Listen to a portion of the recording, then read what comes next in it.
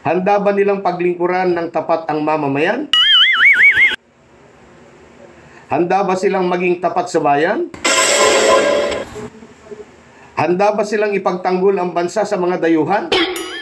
Sa bagong Pilipinas, ang pagbabago ay nagsisimula sa pamahalaan. Bawal ang tamad at makupad sa pamahalaan. Bawal ang mga hindi tapat at nangungulupad. Sa bagong Pilipinas, bawal ang waldas. Pangatlo, bawal ang mga pang-api at naghahari-harian. Yan.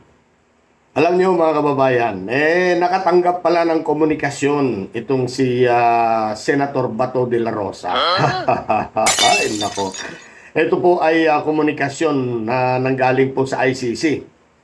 Aba, sa tingin ko, hindi na po ito nagbibiro, ano? Tingin nyo? Tingin ko, hindi na po ito biro, ano? Pero sabi po ni Senator Bato, wala yan. Baka nagbibiro lamang ang mga yan. Paano naman, Senator, kung totoo nga? At hindi na po ito nagbibiro. Aba, naloko na. Nako. At ayon pa po sa balita, pinayuhan daw pala ni attorney, ano pangalan nito? Si attorney Cristina Conti. Yan. Siya po yung assistant to counsel ng ICC.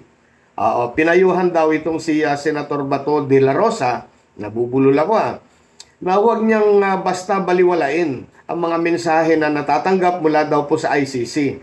At sa kaalaman po ng lahat, ito po ay may kaugnayan po sa nagpapatuloy na investigasyon ng ICC sa extrajudicial killing sa ilalim po ng war on drugs noong panahon nilang dalawa ni Pangulong Duterte, ni dating Pangulong Duterte. Ayan. At ito po ang sinabi ni Attorney Conte. Tuloy-tuloy ang investigasyon ng ICC.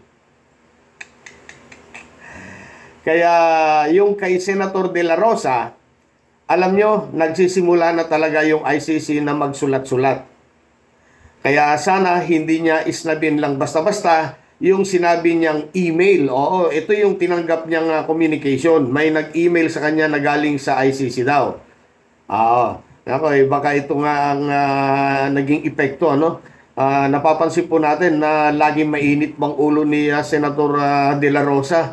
Yung huling pagdinig na napanood ko, talagang parang umuusok Talagang nag-aapoy, umuusok yung ilong niya Di ba? Napanood niyo ba yan?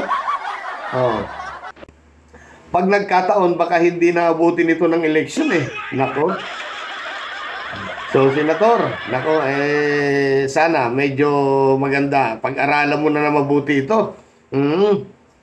Siya nga pala mga kababayan, may iba nga naman tayo. May iba tayo, sandali. Nakita ko kasi ito kahapon. Ito. Yan. Ito ay nakita ko kahapon yung post na kakandidato din pala si Kibuloy sa pagkasenador. Ano yun? Patong-patong lang ang kasong kinakaharap nito at hindi lang basta kaso ito po ay kasama dito yung human trafficking. Napakabigat po na kaso yan.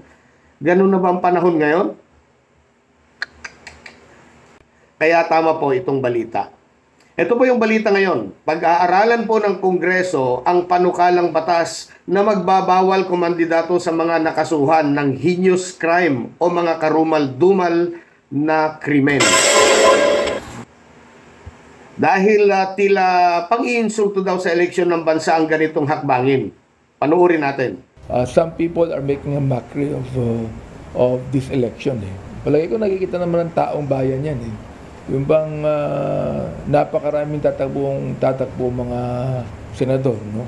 And I don't even think that they're actually serious about it.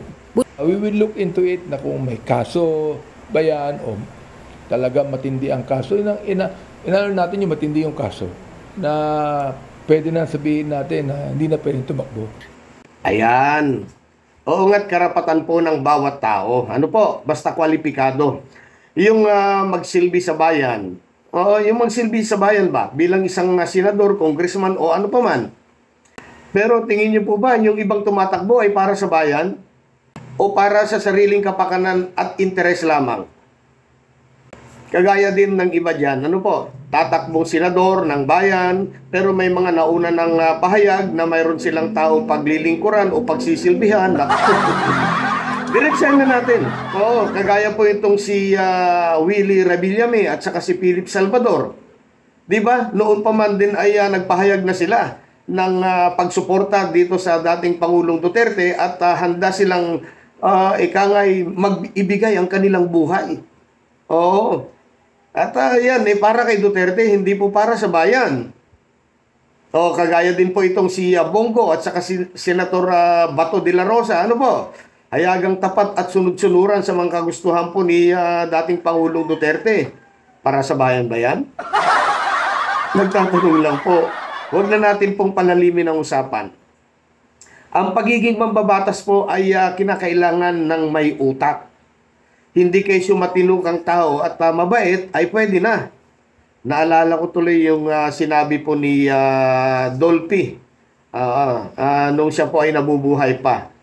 Ang sabi ni Dolphy, kasi may mga nag-uudyok sa kanya na tumakbo bilang senador yata noon, kung tatakbo ako bilang senador, ay walang duda mananalo ako dahil sikat ako eh. Yan ang sabi ni Dolphy noon. Pero pagkatapos ako manalo, anong gagawin ko? Uupo? Uupo lang doon? Di ba? Ay, nako talaga. Tama yung sinabi ni Dolphy at sana ito'y magsilbing isang aral sa mga kapatid natin na, ay, nako. Meron tayong mga ganyan na. O, meron na tayong mga ganyan doon sa Senado. Yung bang uupo, kakain at panunuurin kung paano magbali-taktakan ng mga kasamahan ng senador. Dahil wala nga, hindi nga niya gamay o hindi niya alam. Sabihin na natin ang diretsahan, wala siya talagang alam. Hindi po ba? Marami pong magagaling na kandidato, mga kababayan ko. Halos lahat daw ay para sa bayan. Pero may mga kandidato na lantarang may amo. At siyempre, may mga pinoprotektahan. Ang tanong, handa ba nilang paglingkuran ng tapat ang mamamayan? Handa ba silang maging tapat sa bayan? Handa ba silang ipagtanggol ang bansa sa mga dayuhan? Yan ang mga katanungan kong iiwan sa inyo mga kababayan at mga ka-explore. Bukas ang comment section para sa inyong mga komento, saloobin at reaksyon. Maraming salamat po.